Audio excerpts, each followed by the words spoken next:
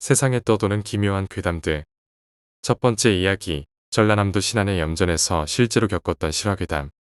초등학교에 입학하기 전 집안 사정으로 인해 전라남도 신안군 장산에 있는 외할머니 댁에서 약 1년 정도 살았습니다.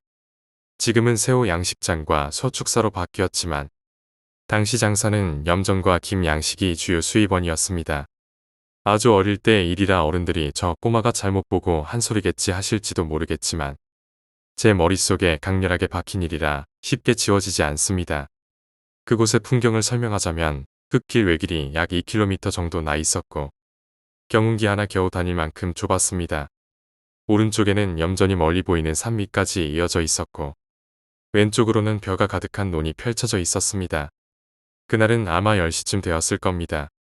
할머니께서 갑자기 옆집 삼촌이 수박 먹으러 오라고 연락이 왔다며 저를 데리고 그 집으로 가려 하셨습니다. 옆집이라지만 약 500m 정도 되는 흙길을 가로질러 가에 갈 수 있는 집이었습니다. 특히 기억나는 건 그 길에 가로등이 하나밖에 없었다는 점입니다. 그날따라 달빛이 밝아서 길이 가늘게 보이긴 했습니다. 할머니께서는 익숙한 길이라며 손전등 없이 제 손을 꼭 잡고 가셨습니다. 길을 걸으며 하늘을 보니 정말 둥근 달이 아름답게 떠 있었습니다. 왼쪽의 벼도 빛에 반사되어 멋지게 보였죠. 그리고 오른쪽 염전 쪽으로 고개를 돌리려는 순간 할머니께서 갑자기 제 머리를 팔로 감싸며 혼자서 낮은 목소리로 욕을 하시기 시작했습니다. 무슨 욕인지 정확히는 알 수 없었지만 할머니는 조용히 제 귀에다 모른 척해라라고 말씀하셨습니다. 할머니는 손으로 제 눈을 가렸지만 손틈 사이로 희미하게 염전 한가운데 서 있는 남자가 보였습니다. 그 남자는 키가 크고 검정보다 더 어두운 형체로 고개를 숙인 채 우리 쪽을 향해 손을 흔들고 있었습니다. 마치 이리 오라는 듯이 말입니다. 한참 후에 옆집 삼촌 댁에 도착했고 이야기를 들은 삼촌은 가실 때 모셔다 드릴게요라는 말만 하셨습니다. 지금은 그 염전 자리가 없어지고 새우 양식장이 운영되고 있지만 명절에 섬으로 들어가면 밤에는 절대 돌아다니지 않습니다. 두 번째 이야기, 여고생의 귀신. 이 이야기는 전라남도 고흥에 있었던 후인병의 이야기입니다. 경산과 고흥은 상당히 먼 거리이지만 신기하게도 앞에 나왔던 귀신과 비슷한 형태였다고 합니다. 때는 1990년대 후반, 후인병이 중학생 때였으니 아마 1998년쯤일 겁니다. 후인병의 할머니께서 돌아가시기 얼마 전 마을 저수지 둑가에 있던 밭을 갈면서 경험하신 이야기라고 합니다. 그때 후인병도 할머니 옆에 있었다고 하네요. 참고로 후인병이 살던 마을은 산과 산이 만나는 계곡을 등 뒤로 두고 계곡에서 내려오는 물이 모여 생긴 저수지를 등지고 멀리 국도를 바라보는 마을이었습니다.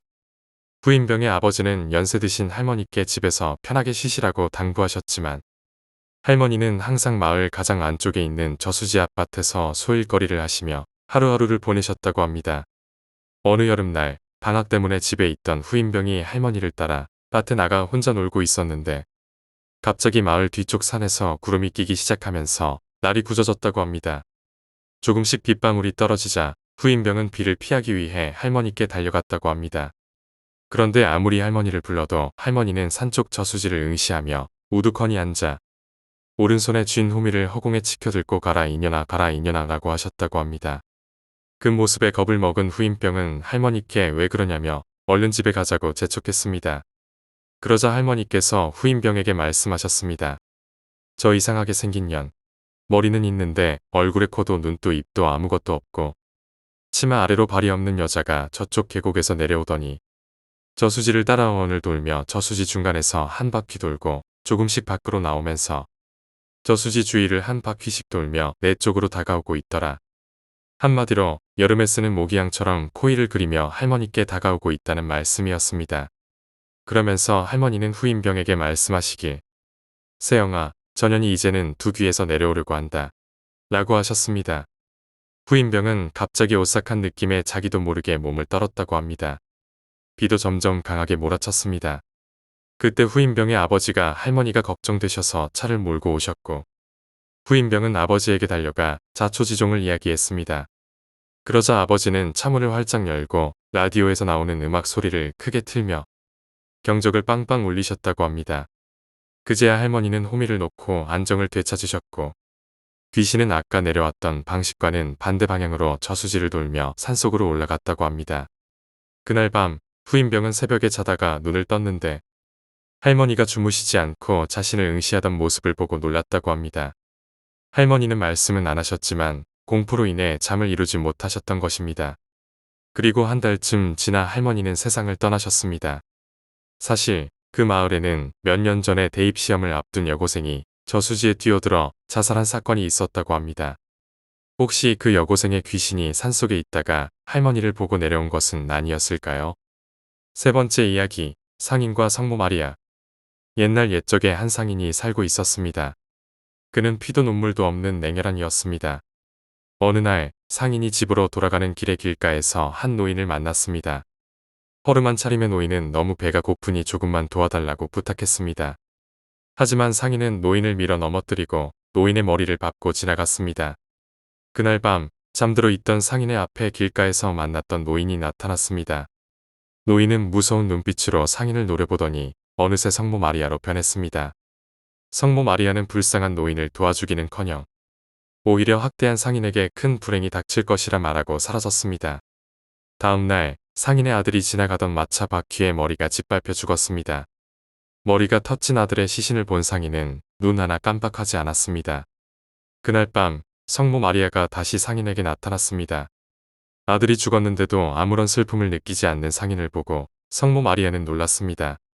다음 날 상인의 딸이 동네 청년들에게 끔찍한 일을 당하고 무참히 살해되었습니다. 차갑게 식어버린 딸의 시신을 본 상인은 여전히 눈 하나 깜빡하지 않았습니다. 그날 밤 성모 마리아가 또다시 상인에게 나타났습니다. 딸이 죽었는데도 슬퍼하지 않는 상인을 보고 성모 마리아는 다시 한번 놀랐습니다. 그 후로도 상인의 하인이 그의 모든 재산을 훔쳐 달아났지만 상인은 눈 하나 깜빡하지 않았습니다.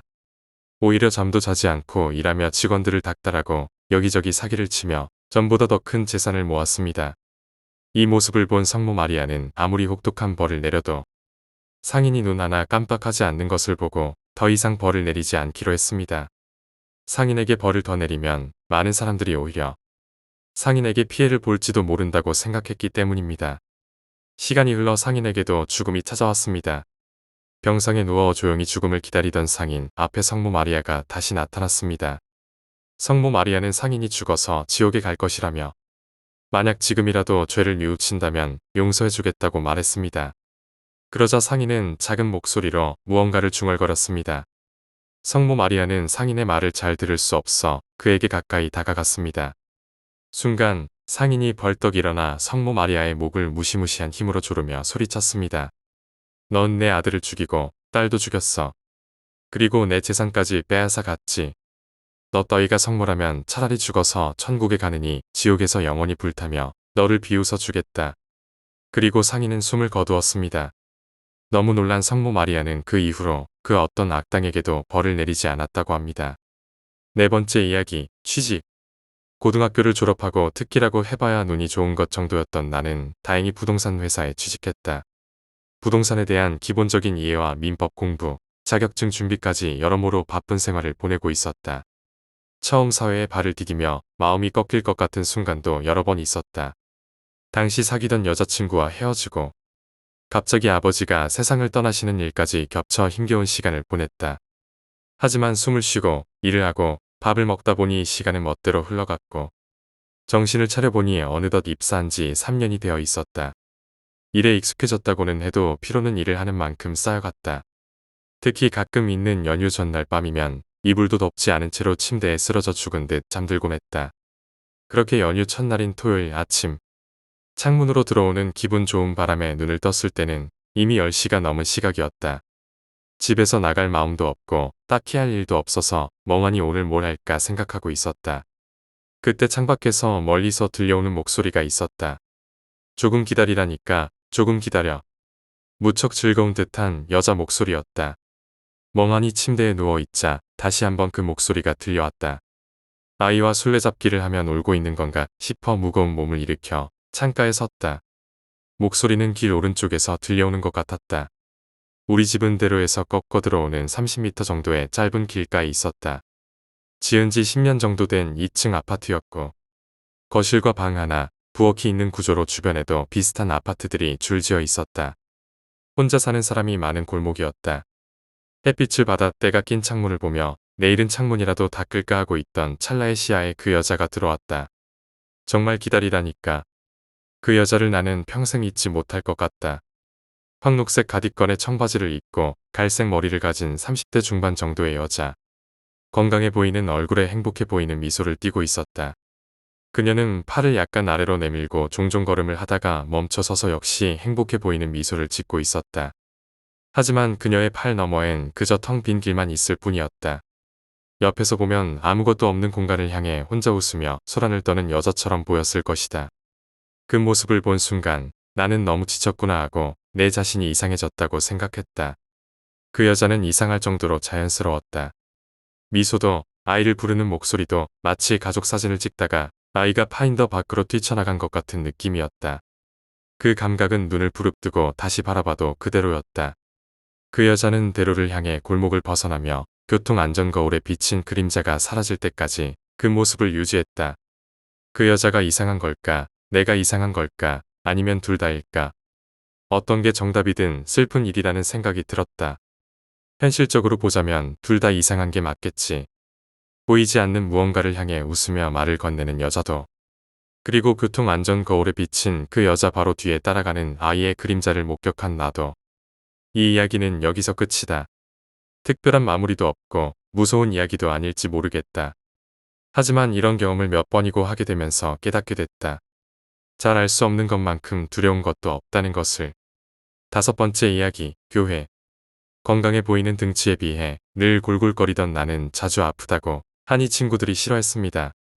그렇다고 음침한 분위기는 아니었지만 친구가 많지는 않았습니다. 게다가 가정불화로 인해 엄마는 집을 나갔고 아빠라는 사람은 한 달에 2번 집에 와서 1,000원짜리 몇 장만 던져놓고 가곤 했습니다. 그래서 늘 집에 혼자 있거나 인근에 살던 친한 친구 집에 가는 게 전부였습니다. 그러다 학교 근처에 있는 교회를 같은 반 친구가 전도해서 다니기 시작했습니다. 친가와 외가 모두 크리스찬이고 친가에는 목사와 집사, 권사도 있는 집안이라 어릴 때부터 교회 가는 것에 거부감은 없었지만 개인적으로 기독교인들의 오지랖이 늘 마음에 들지 않았습니다. 그들의 모순에 대한 의구심이 많다 보니 친구가 가는 교회 활동은 여러 사람 사이에 끼고 싶었던 것, 그저 그것뿐이었습니다. 그러던 어느 날 엄마가 집을 나간 지 약 3달이 채 되지 않았을 때 아빠가 집에 왔습니다. 그리고 한쪽 다리를 저는 여자를 데려와서 그 단칸방에서 같이 살게 되었습니다. 그때부터 내 인생이 더 우울해졌던 것 같습니다. 난생 처음 집을 나가서 갈 곳이 없었던 나는 혼자 교회 지하실로 갔습니다. 지하실에는 내가 좋아하는 피아노도 있었고 예배 보는 곳에는 방석도 있어 쌀쌀한 추위를 면하고 잘 수 있을 것 같아 들어갔습니다. 그리고 교회라면 왠지 혼자 있어도 기분 나쁜 무언가가 나타나지 않을 것 같았습니다. 그 시간엔 아무도 없을 테니 피아노 발판에 있는 소리 죽이는 장치를 쓰고 이것저것 현주해보며 시간을 보냈습니다. 그러다 위에서 발자국 소리 같은 게 들렸습니다. 황급히 피아노 쪽 형광등을 내리고 숨죽이며 강단 뒤로 숨었습니다. 들키면 집에 보내질 것 같아서 말이죠. 그 시간에 올 사람은 없을 테고 조그만 교회라 경비도 없으며 예배당은 지하실과는 독립적인 별채라 학생부 외에는 잘 들어오지 않는 곳이라 내가 있는 걸 들켰나 싶었습니다. 저벅저벅 발소리가 지하실 문 쪽에서 멈춘 것 같았습니다. 기 하고 둥근 쇠손잡이가 돌아가는 소리가 났는데 너무 조용해서 그 소리가 엄청 크게 들렸습니다. 누군가 계단으로 조심조심 내려오더니 거기 누구요? 하고 작게 외쳤습니다. 목사님인 것 같아 계속 숨으며 나가길 기다렸습니다. 몇 번인가 배회하는 소리가 나더니 다시 나가는 소리가 들렸습니다. 그대로 방석을 모아 깔고 숨었던 자리에서 잠을 청했습니다. 형광등도 켜지 못한 상태라 방은 엄청 깜깜했습니다. 지하실 문에 비치는 가로등의 붉은 빛이 계단으로 반쯤 내려오는 것을 의지하며 두려움을 이겨내려 했지만 왠지 모를 한기에 잠을 이룰 수 없었습니다. 무섭다고 생각해서 그런 건지 애써 태어난 척하고 있었는데 갑자기 쿵 하는 소리에 심장이 입으로 튀어나올 것 같았습니다. 가까스로 비명을 참고 고개를 들었지만 깜깜해서 아무것도 보이지 않았습니다. 소리가 난 쪽을 계속 응시하니 주위가 조금씩 밝아졌는데 알고 보니 피아노 뚜껑이 내려간 소리였습니다. 흰 건반이 보이지 않았으니 확신했습니다. 한시름 놓고 다시 누웠는데 갑자기 온몸에 털이 쭈뼛 서는 걸 느꼈습니다. 그 육중한 뚜껑이, 그것도 2번 접히는 구조의 뚜껑이 스스로 닫힌다는 게 이상하지 않겠습니까? 그때부터 공포가 시작되었습니다. 구석구석에서 속삭이는 소리, 옷깃이 스치는 소리가 들리고 등 쪽이 시려워졌습니다. 사라지지 않고 계속해서 누군가 내 머리카락, 카노를 당기는 느낌이 들었습니다. 지금 생각하면 전형적인 공포 분위기에서 느낄 수 있는 상황이겠지만 그땐 그 낯선 공포가 너무 두려웠습니다. 왠지 뒤를 돌아보면 큰일 날 것 같은 기분이 들어 서서히 일어나 밖으로 나가려는데 양쪽으로 갈라진 예배 의자 사이에 통로 측에 거무스름한 무언가가 기대어 있는 듯했습니다. 순간 너무 놀라 헉 소리가 났지만 그것이 서서히 모습을 드러내는 것 같아 눈을 감아버렸습니다. 주위를 더듬으며 도망치려 했는데 무언가가 탁 떨어지는 소리가 크게 들렸습니다. 위쪽에서 빠른 발걸음 소리가 들리더니 지하실 문이 열렸습니다. 눈을 떠보니 형체는 없었고 반사적으로 예배 의자 밑에 숨었습니다. 또다시 거기 누구요? 하는 소리가 들려 마른 침을 삼키며 엎드려 있었습니다. 저벅저벅 발소리가 점점 내 쪽으로 다가왔습니다. 그제야 생각했습니다. 내가 죄 지은 것도 아닌데 이렇게까지 숨어야 하나? 고개를 들고 발소리가 난 쪽을 응시했는데 발이 보이지 않았습니다. 분명 이쪽에서 소리가 났는데 발이 없다는 게 이상했습니다. 아무래도 내가 제정신이 아닌 것 같아 몸이 떨리는데 나지막이 끄그그그 하는 소리가 들렸습니다. 염통과 항문이 같이 쪼그라드는 듯한 공포의 눈물이 터져 나왔습니다. 마치 나무를 쥐어뜯는 소리, 이를 가는 소리 같은 그 괴음이 내 정신을 갉아먹고 있었습니다. 엎드려 얼굴을 파묻고 있던 내 머리가 갑자기 차가워지는 걸 느꼈습니다. 순식간에 머리를 확 들어보니 내 눈앞에 눈이 있어야 할 자리가 뻥 뚫린 무언가와 눈이 마주쳤습니다. 헉소리도 안 나올 만큼 무서워 그대로 기절했던 것 같습니다. 일어나 보니 엄청 뜨거운 방에서 내가 자고 있었고 목사님이 정리하러 내려왔다가 의자 밑에 반쯤 나와 누워있는 나를 보고 안채로 데려다 두셨다고 했습니다. 깨어난 나에게 자초지종을 묻길래 어젯밤의 이야기를 했더니 이해해 주셨습니다. 그런데 목사님이 날 발견한 것은 아침이었다고 합니다. 새벽에 오지 않으셨냐고 물었지만 그 시각에는 자지 않았겠냐며 말씀하셨습니다. 분명 새벽, 대략 3시에서 4시쯤 발소리도 들리고 누구 있냐는 소리도 들었습니다. 하지만 그 시간에 교회에 올 사람은 아무도 없다고 하셨습니다. 이 말을 들으니 온몸에 오싹함이 스쳐갔습니다. 그 후로 며칠간 안채에서 얹혀 지내며 학교를 나갔습니다. 그동안 아빠는 나를 찾으러 오지도 않았습니다. 그렇게 한동안 다니다가 스스로 집으로 들어가니 아빠는 3시간 동안 메타작을 하고 나서야 용서해 주었습니다. 후에 아빠가 데려온 여자가 아빠와 싸우며 맞았고 머리까지 터져서 벽지가 피로 물들 정도였습니다. 그 이후로 둘 다 집에 들어오지 않았습니다. 차라리 잘 됐다고 여기며 중학교 2학년 여름방학까지 거의 혼자 집에서 지냈습니다. 그 후로도 자주 뒤쪽에서 누가 지켜보는 듯한 느낌이 들거나 방바닥에서 발소리가 나는 등 이상한 현상에 시달렸습니다. 잘 때 틀어놓던 어린 왕자 내레이션 카세트 테이프가 스스로 감기기도 했고 도마가 혼자 떨어지거나 하는 일들도 종종 있었습니다. 나는 이를 우연이라 치부하며 공포를 이겨내려 했습니다. 여름방학이 시작되던 때였을 겁니다. 그때 당시 TV에서 토요 미스테리가 엄청 인기였고 그날은 아마 3화였던 것 같습니다. 혼자 누워 시청하다가 잠이 들었는지 뭔가 알 수 없는 느낌이 들어 정신이 들었습니다. 상황이 어딘가 이상했습니다. 내가 자고 있다는 사실을 인지하면서도 TV 소리와 방의 밝은 불빛이 모두 보였고 고개가 돌아가는 건지 눈만 돌아가는 건지 모르겠지만 방 전체가 다 보이는 기이한 경험이었습니다. TV 맞은편에 5단짜리 서랍장이 있었는데 나는 개인적으로 지저분한 걸 매우 싫어해서 가구 위에 무엇을 올려놓지 않는 편입니다. 그런데 서랍장 위에 이상한 털 같은 것이 있어서 한참을 쳐다보던 중 그게 가발이나 머리 같은 것이라는 생각이 들었습니다. 그게 조금씩 들썩이더니 허연 뭔가가 드러나기 시작했습니다. 마치 검고하얀 얼굴이 서랍장에서 서서히 솟아나는 것 같았습니다.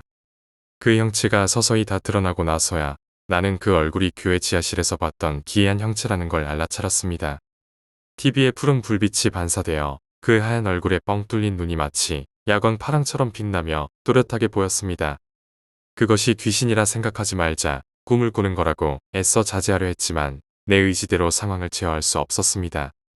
그 형체는 서랍장에서 내려오더니 키가 천장에 닿을 정도로 커졌고 걸음을 옮길 때마다 엄청난 악취가 풍겨졌습니다. 그 악취는 지금까지도 견줄 수 없는 냄새로 남아 있습니다. 시체 썩는 냄새였을까요? 어렸을 적 할머니 댁에서 맡았던 홍어 냄새의 수십 배 강한 냄새였습니다. 숨을 입으로 들이마셔도 냄새가 사라지지 않았습니다. 구역질과 현기증이 몰려왔지만 나는 내 몸을 의지대로 움직일 수 없었습니다. 무기력함과 좌절감에 그냥 죽는 게 낫겠다는 생각이 들었습니다. 그 형체는 움직일 때마다 물결처럼 잔상이 생겼는데 이상하게도 얼굴을 제외한 모든 부분이 그런 현상이었습니다. 이 때문에 내 정신이 더 혼미해지고 점점 자신을 잃어가는 느낌이 들었습니다. 그러다 그 형체가 길고 막대기 같은 손을 뻗어 내 이마를 살짝 그었는데 머리가 반으로 쪼개지는 듯한 고통의 소리를 질렀습니다. 그 순간 나는 그 악몽에서 벗어날 수 있었고 일어나 보니 엄청난 두통과 함께 물에 젖은 솜처럼 몸이 축 처졌으며 온몸에 식은 땀이 나 있었습니다. 그 땀이 식으며 스산한 느낌이 너무 불쾌해 자리에서 일어나자마자 불을 켰습니다. 그 고통스러웠던 긴 시간이 우습게도 미스테리 극장 2부 사연이 막 시작하는 걸 보니 겨우 5분 정도밖에 지나지 않았던 것 같았습니다. 머리가 너무 아파서 불만 켜둔 채 다시 겨우 잠에 들었는데 지금 생각해보면 그것과의 제대로 된 첫 대면이었던 것 같습니다. 그 후로 매일 밤 시달리게 되었습니다. 내 생활은 점점 피폐해졌고 몰골은 말이 아니었습니다.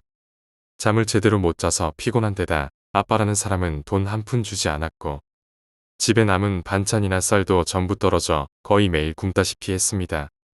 가끔 오던 인근의 친한 친구가 내 몰골을 보고 어머니께 얘기한 덕에 당분간 끼니를 해결할 수 있어 그나마 버틸 수 있었습니다.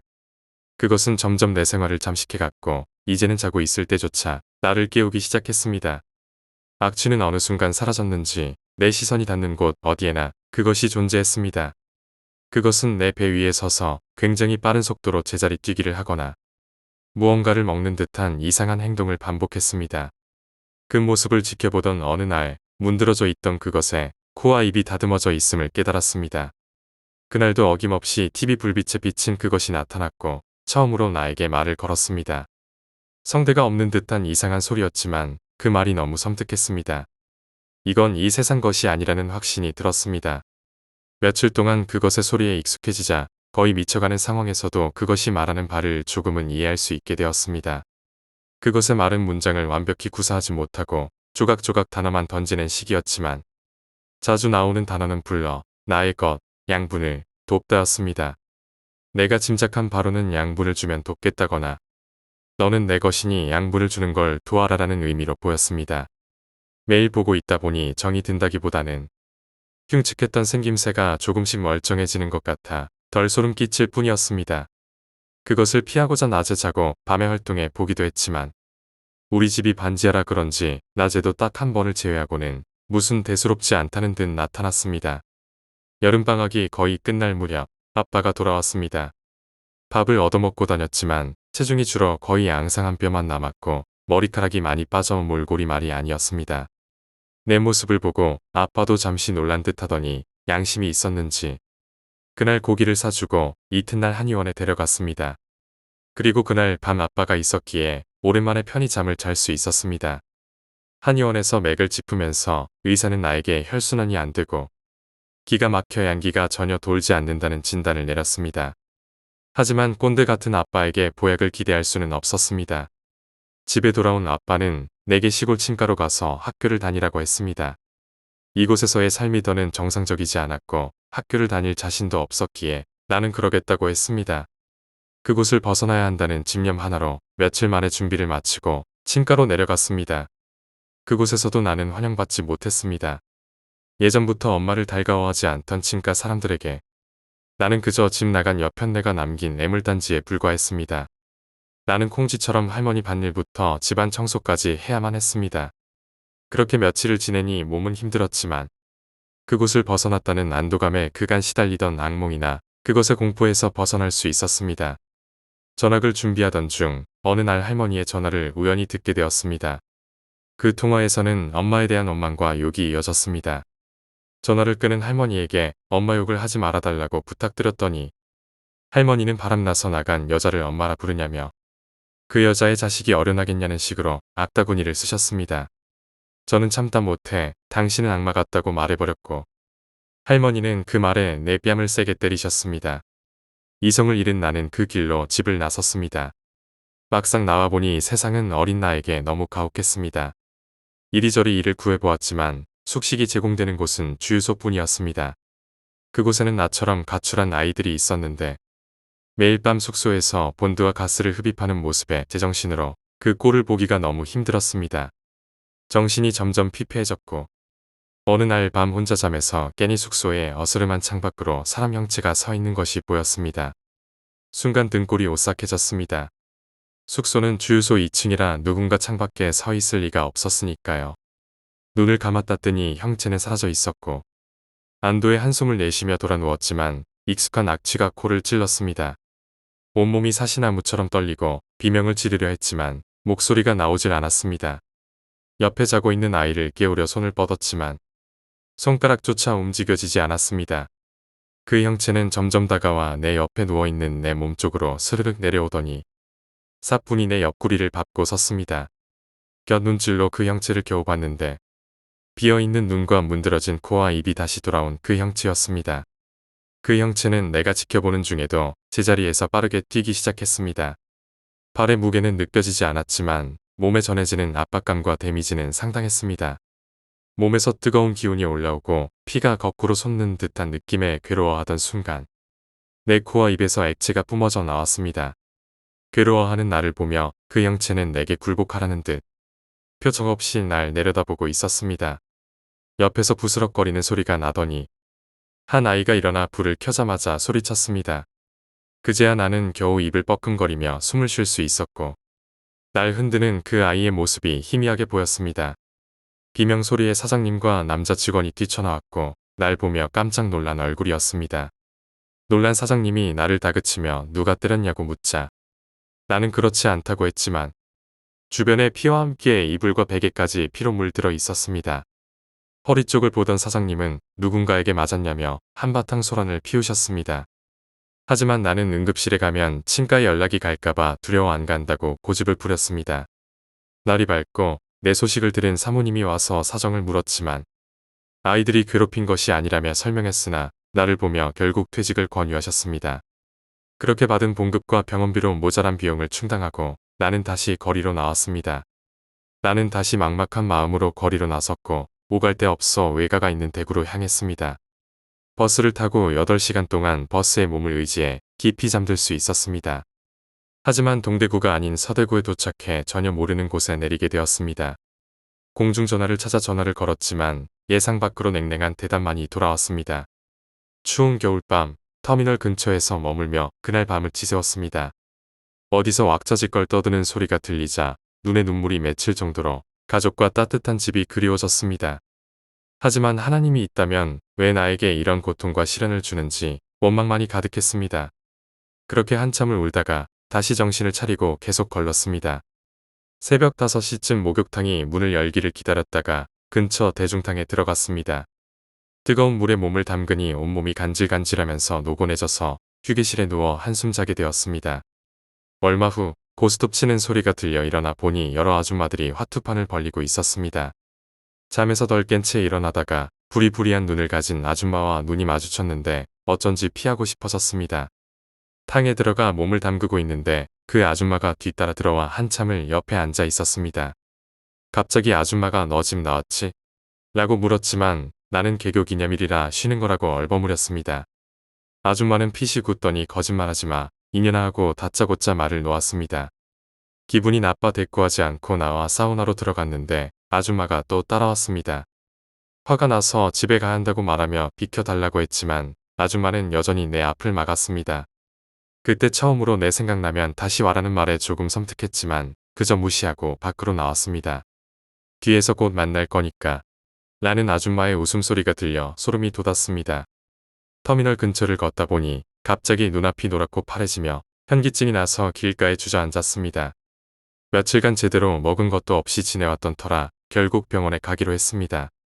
검사 결과 다행히 장기는 깨끗했고 피를 뿜을 정도의 증상이라면 폐에 출혈 흔적이 있어야 하는데도 없다는 의사의 말에 의아했지만 나는 더 이상 신경 쓰지 않기로 했습니다. 병원비로 받은 봉급을 거의 다 써버린 뒤 터덜터덜 식당을 찾아가는데 아까 목욕탕에서 만난 아줌마가 터미널 앞에서 아저씨와 다투고 있는 걸 보게 되었습니다. 사람들은 아줌마가 신기를 주체하지 못해 지나가는 사람들에게 막말을 해서 싸움이 붙는다며 수군거렸고 아저씨가 침을 뱉으며 사라지자 아줌마가 내게 다가와 거봐 또 만난다고 했지? 라며 내 손을 잡아 식당으로 들어갔습니다. 엉겁결에 밥을 다 먹었는데 아줌마가 나지막하게 물었습니다. 너 가슴에 뭐 숨겼냐? 뭔가 싶어 멍하니 있자 아줌마는 모르면 됐어라고 하고는 밥값은 내가 내라며 휙 나가버렸습니다. 당황스럽긴 했지만 왠지 모르게 그 아줌마를 따라가고 싶어졌습니다. 그렇게 길을 따라가는데 아줌마가 대로변에 속옷 가게로 들어갔습니다. 문득 혹시 또 내게 돈을 내라고 할까 하는 생각에 밖에서 기다리고 있었는데 얼마 지나지 않아 가게 안에서 소란이 일어났습니다. 가게 주인과 실랑이를 하던 아줌마가 네 9개에 두 놈 있다.